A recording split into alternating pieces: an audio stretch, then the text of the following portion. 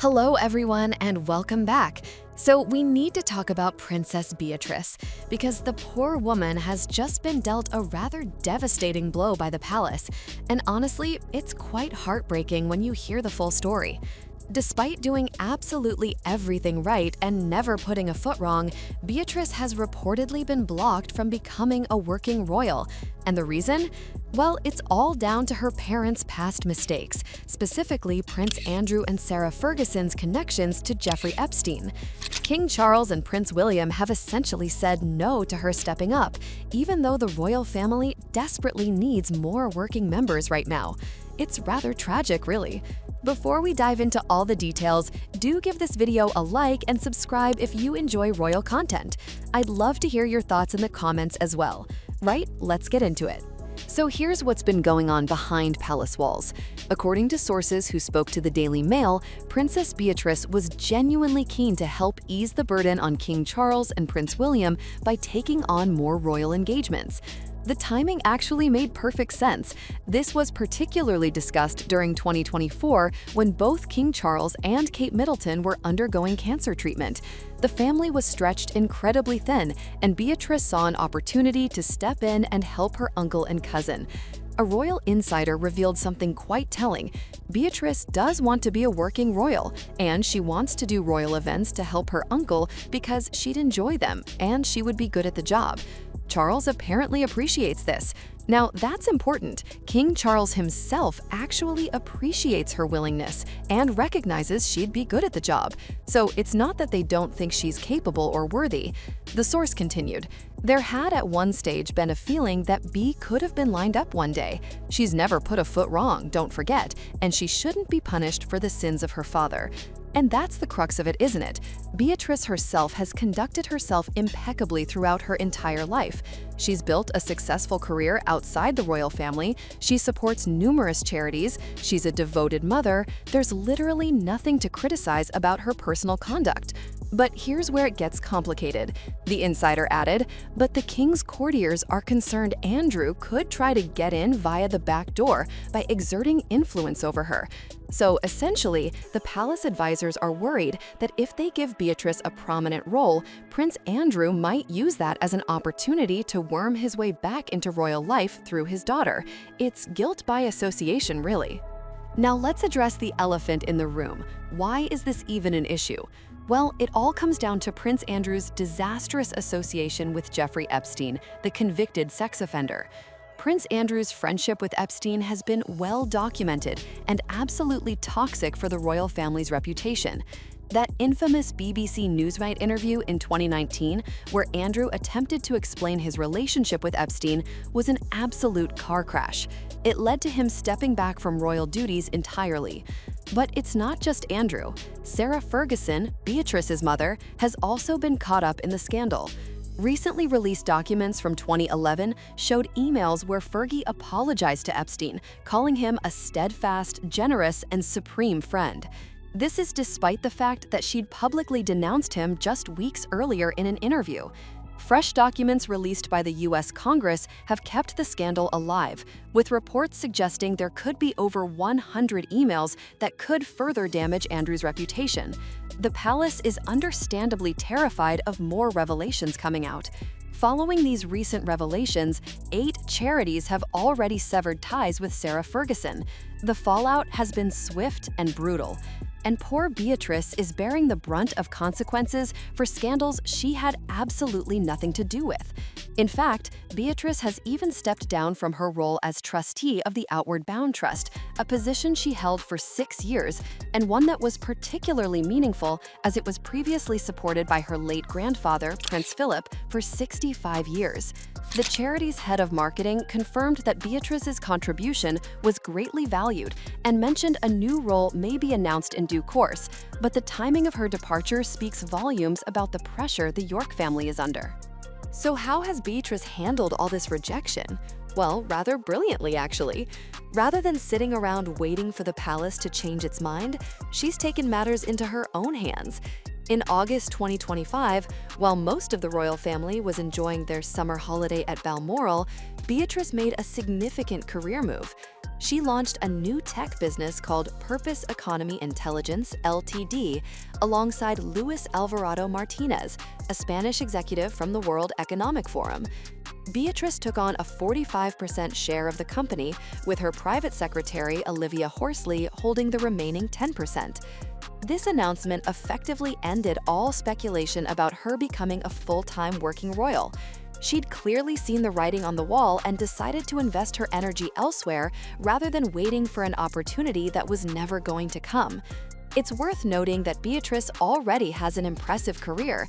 Known professionally as Beatrice York, she's currently Vice President of Strategic Partnerships at tech company Affinity. She's led programs engaging senior business leaders worldwide to support women in leadership roles. Before that, she worked at the Foreign Office and Sony Pictures. Royal expert Phil Dampier had previously told the Daily Mail that he assumed Beatrice and her sister Eugenie would take on some non-controversial roles with worthy causes like hospitals, schools, and even the military. But clearly, that's not happening now. Sources suggest Beatrice has lost all hope of becoming a working royal. And honestly, can you blame her? After offering to help during a genuine crisis for the family and being turned down because of her father's mistakes, it must feel like a slap in the face. Now, let's step back and look at the wider implications here, because this situation highlights some significant issues within the royal family. First, there's the matter of King Charles's vision for a slimmed-down monarchy. This has been his plan for years: fewer working royals, a more streamlined operation. But here's the problem.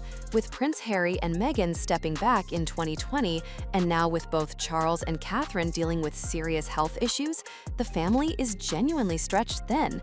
Charles took over approximately 300 patronages from Queen Elizabeth and Prince Philip. That's an enormous workload for a man in his 70s who's battling cancer.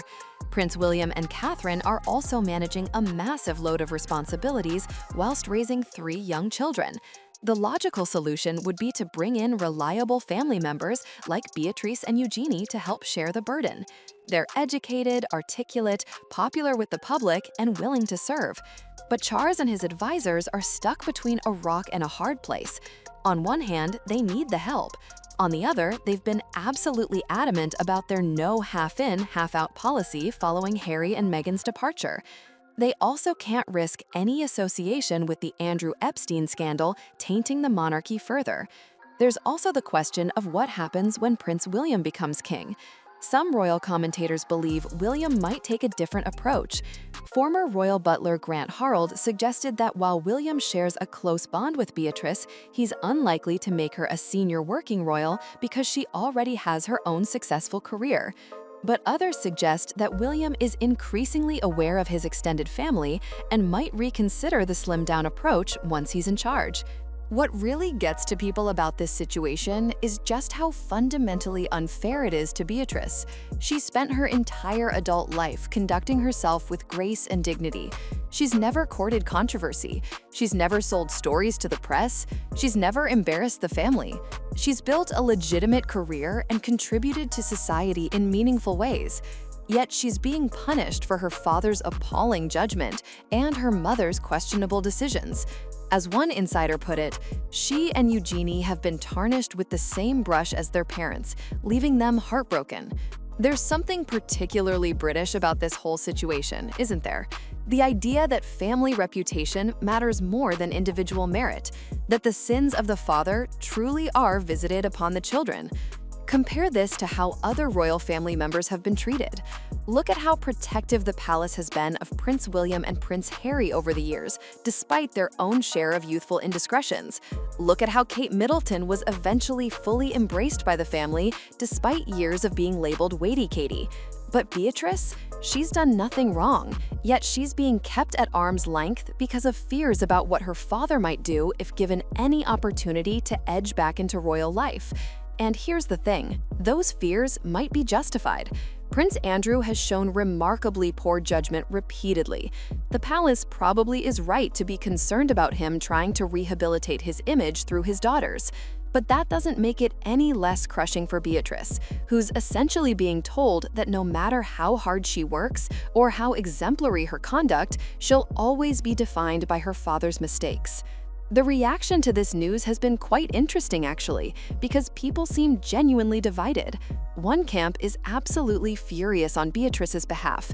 They point out that she's a victim of circumstances beyond her control and that it's deeply unfair to block her from serving her country simply because of who her parents are. On social media, people have been commenting things like, "Princess Beatrice has conducted herself with nothing but dignity and grace her entire life. She deserves better than this." And, "This is so sad. She genuinely wants to serve and help the family, but she's being punished for her father's sins." Royal commentators have also weighed in. Many have expressed sympathy for Beatrice's position, whilst acknowledging that the palace is in an impossible situation. But there's another perspective as well. Some people argue that the palace is absolutely right to be cautious. They point out that Prince Andrew's behavior has been so damaging that any association with the York family could undermine public trust in the monarchy.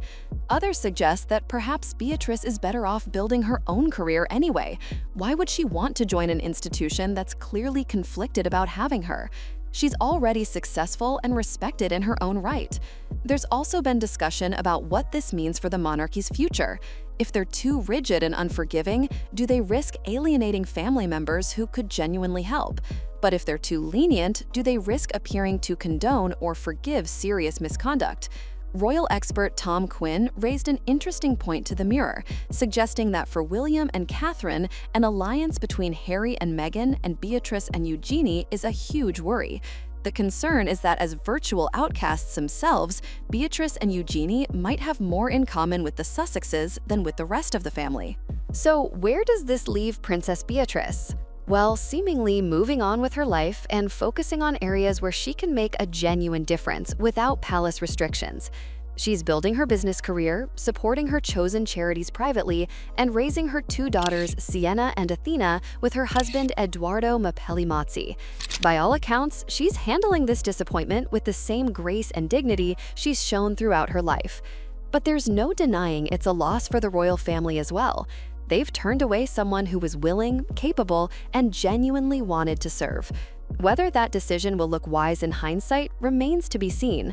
What's your take on all this? Do you think the palace is right to be cautious, or is Beatrice being unfairly punished for her parents' mistakes?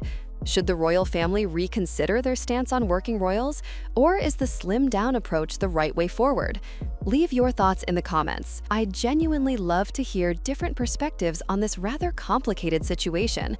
If you enjoyed this deep dive into the latest royal drama, do give it a like and subscribe for more content. I'll see you in the next video.